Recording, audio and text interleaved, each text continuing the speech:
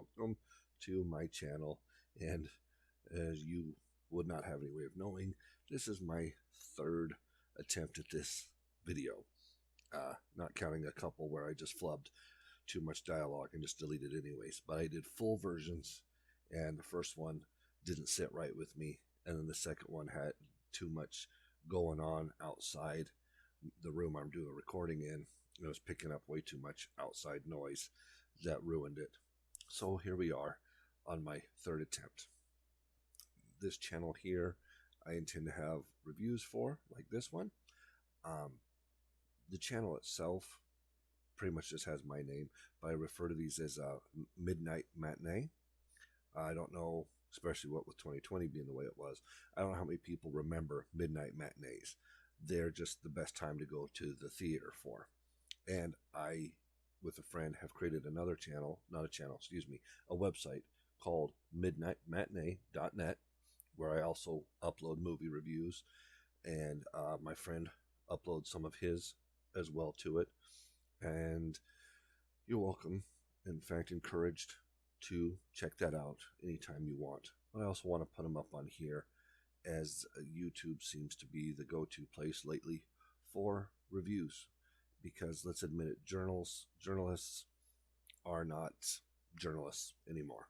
It's mostly nonsense out there. Who can you trust? Who even cares? Look at the difference between critical ratings and audience ratings. Now, that doesn't mean you're always going to agree with me, but I think I can give an honest review. And I can tell you when I don't like something on a personal level, which I will in this review today, that it has nothing to do with the quality of the show. Just personally, I didn't care for it. And I'll be honest about that. And I'm not going to rate it 4 out of 5, 9 out of 10, 2 thumbs up, 3 lightning bolts, 4 lucky charms. I'm not going to rate them. I'm going to review it, and hopefully in my review you will pick up on whether or not I'm recommending the show or not. And I mean, I'll flat out say I recommend the show highly, but hopefully my enthusiasm will be enough to really get you to watch something. And that is my goal here, because superhero genre is there's too much of it right now, which I never thought I'd say. I always wanted this much superhero content. I just didn't want it to be this bad. And a lot of it is mediocre.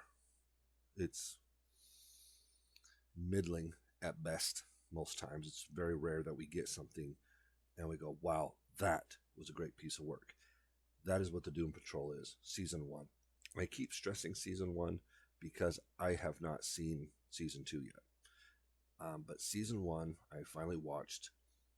It stars Timothy Dalton, Brendan Fraser, Alan Tudyk, Matt Bomer, Diane Guerrero, April Bowlby, Jovian Wade, and Phil Morris. And I'm afraid I might have said April's name wrong. The plot for Doom Patrol is, it's a superhero group, as you probably assessed from the picture if you haven't seen it. And this is a telling of one of DC's most beloved group of outcast superheroes. You got Robot Man, Negative Man, Elastigirl, and Crazy Jane, led by modern-day mad scientist Dr. Niles Calder, the Chief. The Doom Patrol's members each suffered horrible accidents that gave them superhuman abilities, but also left them scarred and disfigured. Traumatized and downtrodden, the team found purpose through the Chief, who brought them together to investigate the weirdest phenomena in existence and to protect Earth from what they find. They're part support group and part superhero team. The Doom Patrol is a band of superpowered freaks who fight for a world that wants nothing to do with them. Doom Patrol will find these reluctant heroes in a place they never expected to be, called to action by none other than Cyborg, who comes to them with a mission hard to refuse, but with a warning that is hard to ignore, and their lives will never, ever be the same. That's a basic professional synopsis there. There's several different ones you can read on different sites, different DVD covers, etc. And that's essentially the gist of it. My personal description is that somebody in the studio said, what if we take all the episodes of Twilight Zone and tied them together with a loose-knit superhero team? because that's how bonkers this show is. And that is why I'm recommending it to anyone who likes science fiction slash superhero. A lot of superheroes fall into that science fiction category, and they don't feel like they commit to it. You have your Batmans, your Captain Americas, not so science fiction. But a lot of them, they pull back. They want to ground them in reality, and they don't want to have the fun or the insanity that really could be explored through the science fiction angle of the genre that these fall into. I want to say at the outset that Doom Patrol is not for kids. This is not your CW shows. No insult meant. This is not your Disney Plus shows.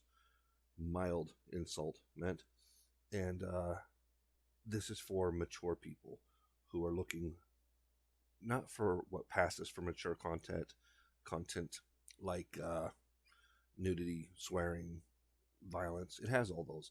But what makes this mature fare, truly mature, is the depth of the stories, the characters, and that you feel like you've actually observed a story, not just high school drama with some superpowered fighting thrown in to pretend that it's a superhero show.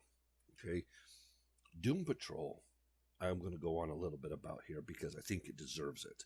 I don't think it's very well known, which has always been the story for Doom Patrol, and it should be. It is the best live-action superhero show since The Incredible Hulk. 90s Flash was pretty great too, but I'm trying to make a point. Aside from that one, there hasn't been a better show, live action, than this Doom Patrol. This show is everything Marvel and DC wishes they were, especially on the small screen.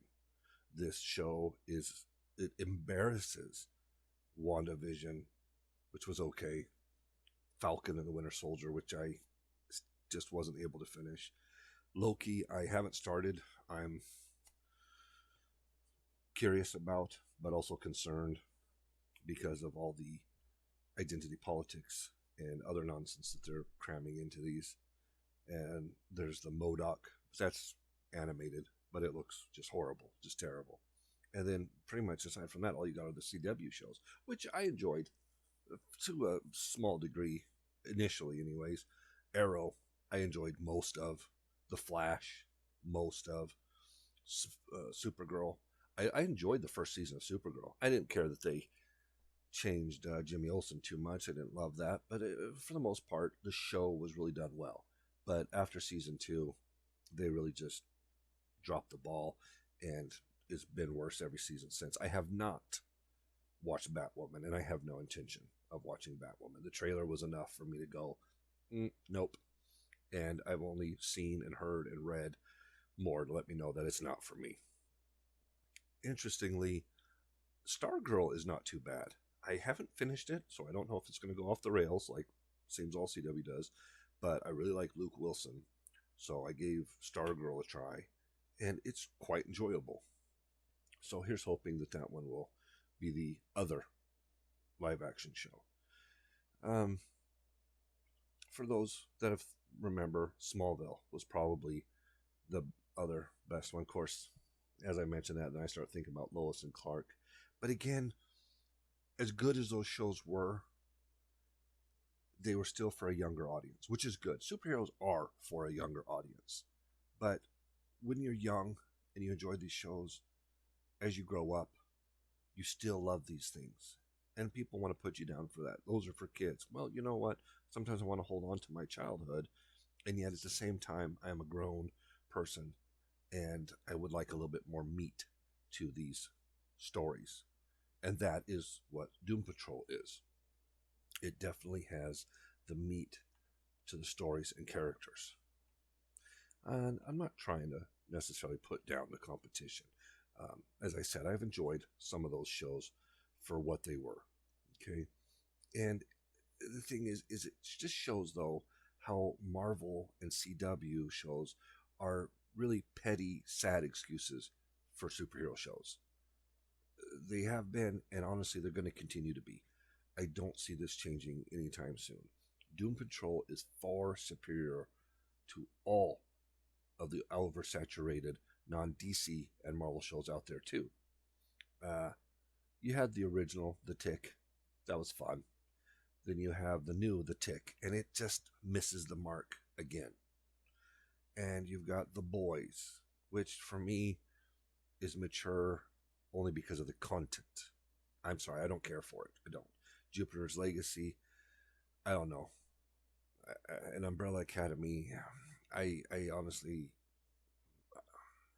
there's just not a lot of options out there. Okay, this show is better than 90% of the live action movies made about superheroes as well. The redundancy of the shows or the studio interference that's continuing to right now, they're just putting out largely mediocre material. Some of it I like better than others. I'm one of the few people apparently that really enjoys both Ant-Man movies, and I did a lot. But admittedly, most of their stuff is a little generic, lukewarm, and it doesn't look, from the announcements, and yeah, I'm projecting a little bit here, but going off the information given, it doesn't look like it's going to be getting a lot better anytime soon. The artistic integrity in season 1 of Doom Patrol is the definition of original, creative, and professional. Let me give you some backstory on it, even for people who have watched the show. Maybe you're not too familiar. Doom Patrol was created in the 60s, just 3 months before the X-Men. But a lot of people didn't know they've been around that long. The time frame makes it unlikely that one ripped off the other, but the similarities makes me imagine that Stan Lee and Jack Kirby had lunch with Bob Haney and Bruno Premiani one day, and they discussed the general idea, and then both teams went off and created their own version of it, because the similarities are compelling. They have a leader who's wheelchair bound. Both superhero teams are hated and feared by the general public, considered rejects by the general public. Both teams fight a villainous brotherhood. There's just a lot of similarities. As such, I also consider this film the best live-action X-Men to date. Some of the animated series were okay, but the movies were all mediocre at best, and I am including the Wolverine films in that as well. They're decent, they're good, they're average, or some of them just downright suck terribly. They didn't do justice to the characters. They didn't do much for the stories. And in general, they didn't do much for the idea of them being outcasts. And maybe being a TV series would be better for X-Men, because perhaps as a movie it wouldn't work here either. But as a TV show, Doom Patrol is really able to address them being outcasts to the degree that their emotional, their mental scars, as well as physical to some degree, make them feel outcasts even amongst each other. They don't connect. The show does not start with them already being a team. All right. Doom Patrol, though, was never as popular as X-Men, obviously, and it likely never will be. The comic got canceled with the entire team dying by sacrificing themselves to save a small village, and they stayed dead for quite some time. They were revived in the 70s for a time by Paul Kupperberg, with only one original member and a whole new group. But due to lack of popularity, they eventually died off again. In 1987, they returned, still being very similar to the X-Men. 2 years later, they did a 180 on the concept with Grant Morrison, changing up the team a bit, creating a new character, Crazy Jane. But more importantly, he decided to abandon the straight superhero punch-em-ups, and he leaned into the weird and the surreal. This is the version the current show is based on, and why I compare it to Twilight Zone and Outer Limits. It goes full in on being a superhero show with no apologies. Morrison also made the Chief less altruistic than Professor X, in yet another wise distancing of itself from X-Men.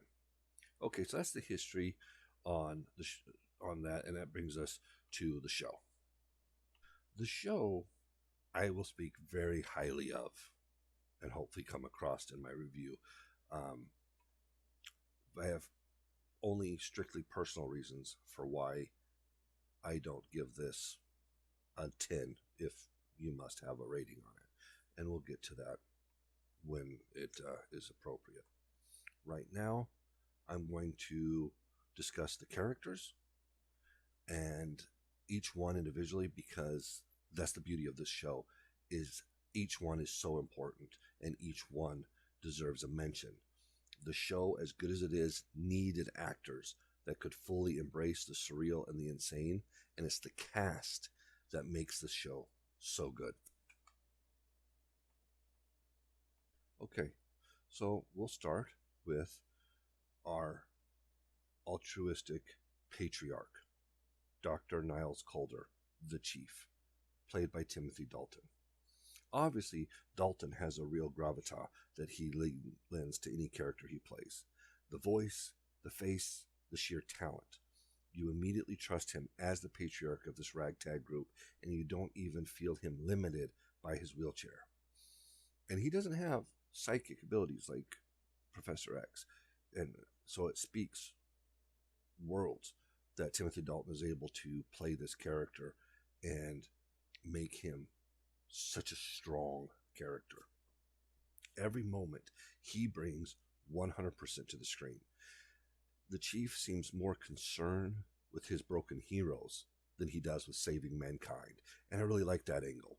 Again, that's something I think misses from the X-Men movies. The relationship between the characters, specifically the patriarch who brought them all together. And not just to, hey, you've got powers, let's go fight the bad guys, but you're broken and I can help you, and you're broken and I can help you. And he brings them all together, and that's where most of his focus seems to lie for one reason or another. He's not a flawless man who doesn't hold skeletons in his closet, but it's those difficulties, the mistakes, or at least the choices that have made him a more patient and compassionate man, driven to help those he can. And of course, you can't have the heroes without the villain. And we'll talk about the villain next. That's Mr. Nobody, played by Alan Tudyk. The main villain is Alan Tudyk's Mr. Nobody, and holy crap does this show not neuter the villains. Even the other side villains in the show. The villains are vile, they are intelligent, and they are not to be taken lightly. They don't give warning shots. They don't give you 24 hours to decide. They do not mess around. I don't know if you, as a viewer or listener, are familiar with Alan Tudyk, but I watch anything he's in. And frankly, I haven't been let down yet. I haven't loved everything he's done, but I haven't hated it either. And I've always enjoyed his performance, even if the product itself wasn't my favorite. This is absolutely no different. Mr. Nobody is a complicated villain that, if not written and performed well, would fall flat on its face and probably ruin the whole show. The writing and Alan Tudyk make this work. Again, 100%. He's one of the best superhero villains ever, and that is due to this show. Because I, even being a DC fan, I really hadn't heard too much about Mr. Nobody prior to this show. And after finishing season 1, he is one of my favorites now. The show brings our team together essentially with Cliff Steele, Robot Man, played by Brendan Fraser. This show is on HBO Max now, but when it was first announced back in 2019 and even 2018 when they were still filming, it was said that it was going to be on DC's tiny little website or app, and I thought, what garbage. It's not going to be on anything streaming. What could it possibly be worth? I thought, how far has Fraser fallen from his at least award nominated or highly respected roles to how he evolved into an action hero in his Mummy days, and now he's appearing on a low rent streaming service or website. I am so glad that this finally made it to a respectable streaming service like HBO Max so that I could watch it, because Brendan Fraser is great in this. mostly called Cliff by everyone because, let's admit, Robot Man would get old fast and it's dumb. But what else are you going to call a man robot? It just makes sense. He does a wonderful job with maybe not the deepest character in the group, but there is material that he's able to work with.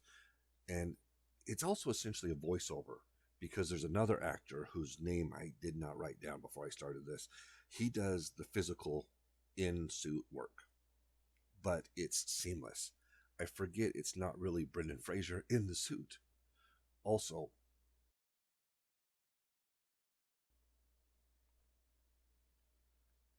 Brendan Fraser, overall, he performs the man trapped in a suit perfectly. He's also, in many ways, my favorite character. I've heard complaints that his robot looks too cheesy, and I disagree. It looks 100% how it should, like a talented but limited scientist made it himself in his basement lab. This isn't Iron Man, and he's not a cyborg. He is in an accident. The chief is able to preserve his brain, and he puts it inside this robot man so that he can continue to exist. And that's one of the questions in the show. Again, something that makes it mature, not the content, but the material. Is he existing or is he living? He no longer senses touch. He doesn't need to eat or drink. So what kind of life is this? And how would your brain, how would you really deal with that? And it needs to look the way it does. Again, he doesn't have access to nanotechnology or even the kind of technology that Stark used in the first Iron Man to make an Iron Man suit. And that's not what he's looking for. He's looking to make a full robot with a human brain. But he is limited in this area, and that's what the suit looks like. It represents exactly what it's supposed to look like. And that is different from a cyborg. Speaking of which, in the show, the heart of it in a lot of ways, the connection, the thread, is Cyborg, played by Jovian Wade. It took some getting used to at first for me, having never seen this guy before, and already having one live-action Cyborg in the Zack Snyder verse. You get real used to him real fast, though. This Cyborg has a history with the Chief, and he's essentially the unifying aspect of the team. He's young, he's new at being Cyborg, and fairly unsure of himself and his condition. When the plot of the story is that the villain abducts the Chief, Cyborg shows up and he's trying to unite the team to find where the Chief is. So these heroes, for lack of a better term, because they're really not yet, but these characters come together essentially because of Cyborg, trying to unite them together, essentially saying, I'll do it myself, but if you guys care about the Chief, you're going to help me. Okay? Now, yes, you can tell that Jovian Wade is wearing the suit. It doesn't really look like it's part of him. But because he believes it, the actor himself, he puts his all into it. And then the other actors believe it. And it looks pretty cool. You purposefully accept it. And then you just totally accept it. And outside of a few unfortunate shots, he does look like a cyborg. Not like he's wearing silver armor. But again, you do get a couple shots where you're like, that's unfortunate. Budgetary restraints. But if you can't, if you can't displace reality when you're watching something so outlandish anyways, then all you have left is the picking apart of things that just don't exist in the real world. If you can displace that for yourself, it's easier to overlook little hiccups along the way. Speaking of Cyborg, I'm going to go ahead and mention this character, Silas Stone, played by Phil Morris. He's not a regular, he's not a part of the team, but I thought I'd put him here. He's a recurring character and a big part of Cyborg's story as he is Cyborg's dad. And he also has history with the Chief as well. For those that know, Phil played Martian Manhunter in Smallville. He's a solid actor, and he plays Silas well. Anybody that knows this actor knows that he brings gravitas to his role also. And his relationship with his son, as it unravels during this season, is also exceptional. So I had to mention him, even though he's not part of the team. Now, next member of the team is Larry Trainor, Negative Man, played by Matt Bomer. Larry is a gay man. They manage, I feel, to not hit you over the head with a hammer about it. Essentially, they do the exact opposite of Batwoman. Okay? His being gay is not an issue 90% of the time.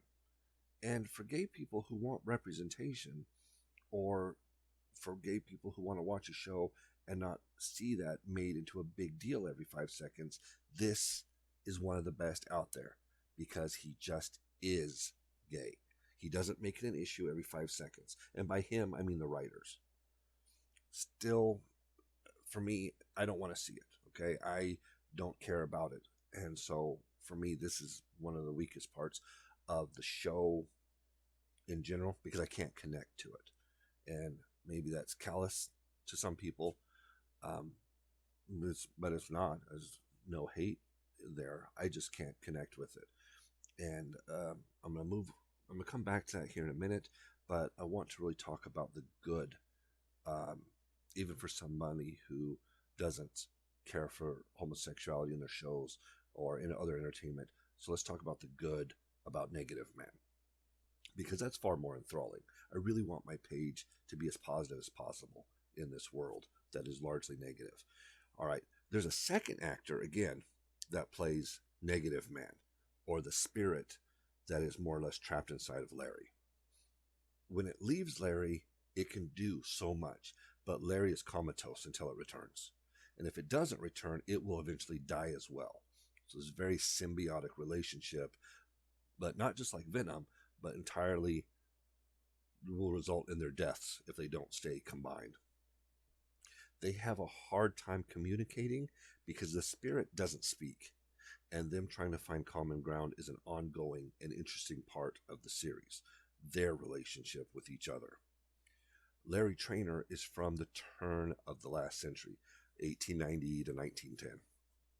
He was a jet pilot who had to hide his homosexuality from his family and the military. This obviously offers a lot of meat to someone interested in that struggle. Again, I don't mean to be careless, but I'm not interested in it.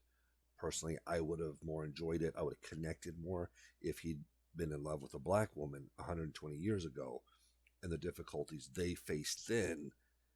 And that would have added even a story to how different it is now. Is it perfect now? No. Why not?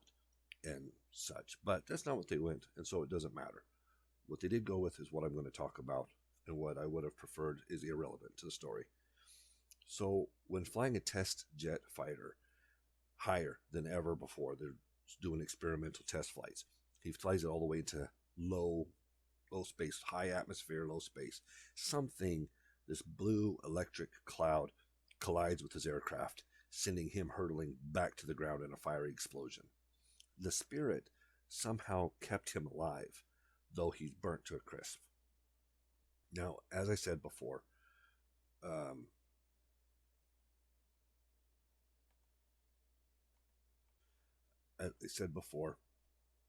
this allows a lot of depth to this character, mature content, or that's what I was trying to say earlier. It's not the content. Yes, there's nudity in this show. Yes, there's swearing. Yes, there's violence, but it's the material that is mature. Traynor had to hide himself, even though he was out in the public. He had to hide who he felt he was inside as a homosexual man in 1900. Now, today, he is still hiding himself. The spirit and the radiation have kept him young and alive for 100 years, and he remains with the chief in a lead room where he can remove his bandages without radiating the house. But even today, he still has to hide himself. He has to completely cover himself with these bandages whenever he goes anywhere. And I think that this just really adds so much to the character, and I think it's probably one of the things that really attracted Matt Bomer to the role, the depth of it and the metaphor for hiding himself in public, even though he's out in the open, hiding under these bandages, even amongst his colleagues or possibly friends at some point. He's still hiding, even though they know him, they know that he's a homosexual man and such. He's still hidden, wrapped up in these bandages. And he's unable to communicate things because he can't communicate with the spirit. He can't communicate with this inner thing. There's a lot of depth here for this character. And that's why, even though I don't connect with it on that level, I still thoroughly enjoyed the show because it's not about him being a homosexual man. That's just something he is. Just like it's not about him being a white man. That's just something he is. That's not what the show dwells on. That's not what his character dwells on. There's material. There's meat to this role. I'm going to come back a little bit about him here shortly, but I'm going to move on because I want to talk about his appearance a little bit and Brendan Fraser's Robot Man and this next character, Rita Farr, Elastigirl, played by April Bowlby. Now, this one you have to appreciate. I don't know this actress, and if I didn't know better, I'd assume they had had a time machine and went back to the 1920s to get an actual actress from the 20s. Rita is her stage name, and in a horrible accident, she came across what looked to me like some kind of gas, but a little bit more than that, and it's essentially turned her into Clayface's sister. For those of you who are familiar with comics, you'll get that. For those of you who don't, which probably isn't going to be very many of you, it allows her to mobilize her entire appearance, to stretch it and to morph it. She hasn't learned to control it and use it as a power yet, but she can often keep it under control to appear normal unless she gets too emotional, which happens a lot. And when she starts getting too emotional, her whole body starts to dysmorph itself. And so you have this progress of her learning to control this ability or curse as well throughout the show. Because of this condition, she too doesn't age and has lived with the chief basically in hiding for nearly 80 years. And I might be reaching here, but it seems like there's something here for the women about trying to hold up appearances despite what's going on inside, and that stress of how does the world see you and how important is it to you to look a certain way. Now, they don't hit you over the head with the hammer. Like I said, I might be reaching there, so don't assume that that's a large part of the show. It's just an interesting take on the character. And it's not as in-depth as playing a robot or anything else, but her performance in this. She doesn't wear a mask, but I can't stress enough that her performance, every second of it, every line, every gesture, the way she carries herself, this woman is the embodiment of a 1920s, 1930s era actress. It's incredible. It's not just a dress and a hairstyle, and then you're like, oh, yep, that's what she looks like. This woman has me believing she's from the 1920s, maybe more than I believe Brendan Fraser is a robot man. This is the sheer level of perfection that this show has, and why I can't recommend it enough. People who want something different, who are a little burnt out on the same old from the superhero genre, this is different. Now, we'll get to the last character of the team, the one Grant Morrison created, Crazy Jane, played by Diane Guerrero. I did not know her either. But to repeat myself the 100th time, she is also amazing. Crazy Jane has a fractured psyche. She has 64 distinct personalities, and each one has its own superpower. That is awesome. Her appearance will change with her personalities. Her makeup, her tattoos, her hairstyle will change as she changes from one personality to another. The actress blows me away. Also, for my money, she's downright gorgeous, so that helps too. But the actress Diane, she doesn't rely just on costume changes. She changes her voice, her posture, her walking, her sitting, everything. It's incredible. When her personalities fight amongst themselves for dominance of Jane's body, it's outstanding to watch. Hands down, give this woman an award. She deserves it. This is what award shows were created for. Real acting to suspend disbelief and then get people to believe it. And that's what she does. That's what every single one of them does in this show, and it's outstanding. The last character I want to mention isn't really a huge part of the show, and definitely not the team, but he's in a couple episodes, and that's Willoughby Kipling, played by Mark Shepard. He's a recurring character, not a member of the team. He assists in a couple episodes, and according to IMDb, he's in more than that, so I'm guessing he's back in season 2 or in season 3 that they're filming. And this actor is really cool, and he does a great job. He's very enjoyable. They wanted Constantine, but couldn't get the rights for whatever reason, so they used Kipling instead, which did allow them for more creative freedom. Part of me is guessing that maybe this was the time they were trying to get Constantine's own show going, which lasted a season. And I think they ended up putting him on DC's Legends of Tomorrow, which is another one I actually enjoyed for a couple seasons for its ridiculousness and fun.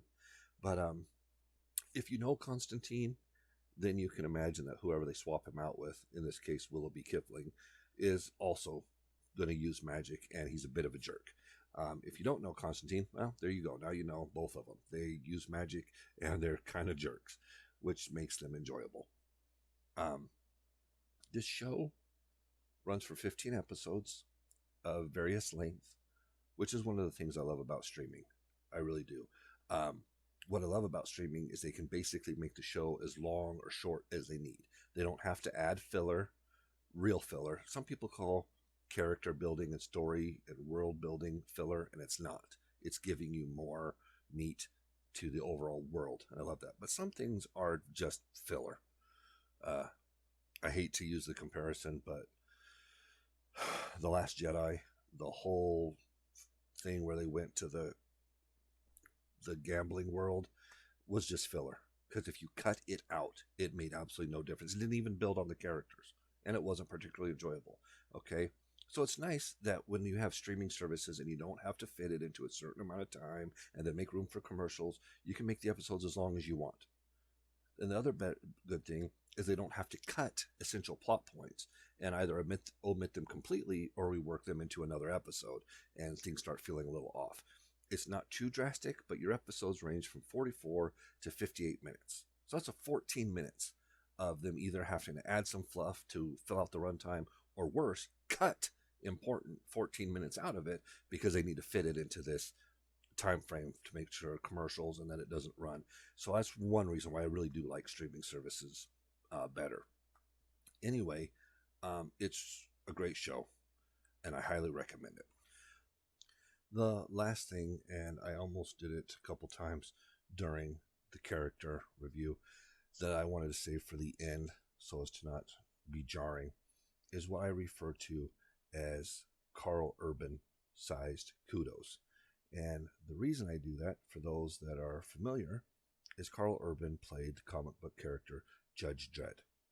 Now, in Judge Dredd, Stallone removed the helmet, which you're not supposed to do. In the comics, whenever he removes his helmet, they cover his face. Either they draw it out a panel, something happens to cover it, whatever. And it's just became very important. And the studio, and I like to stress, the studio wanted Stallone's face to be shown. They didn't feel like people would get their money's worth if they didn't see the actor. And it's very irritating that that happened.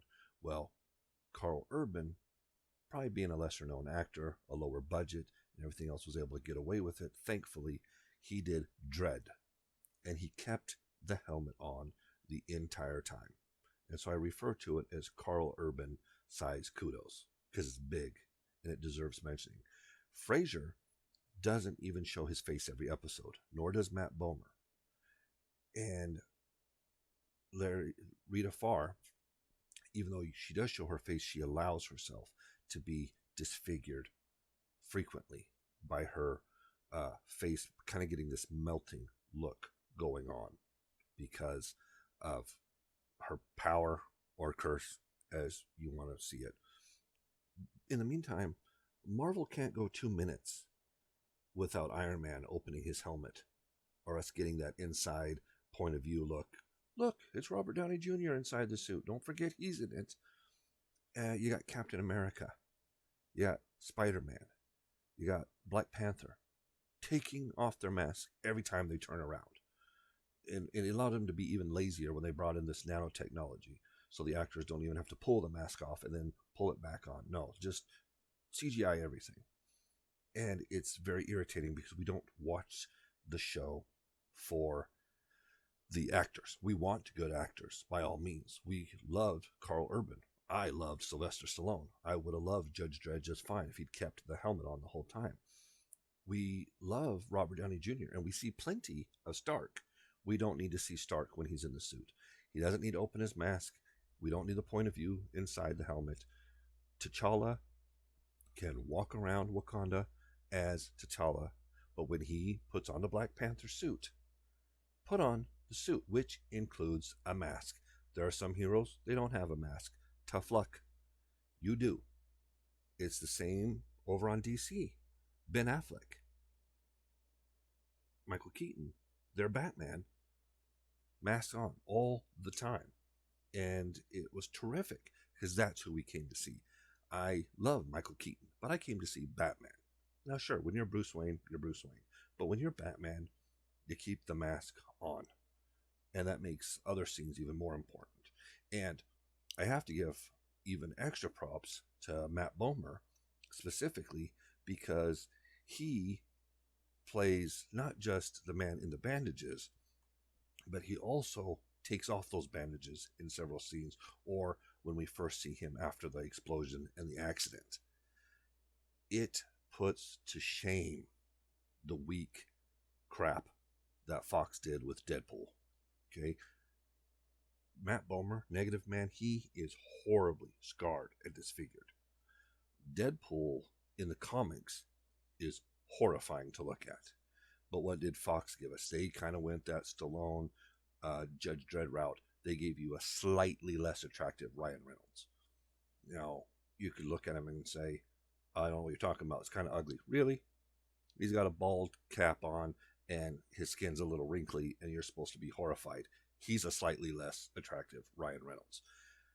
No, this is what Deadpool should look like.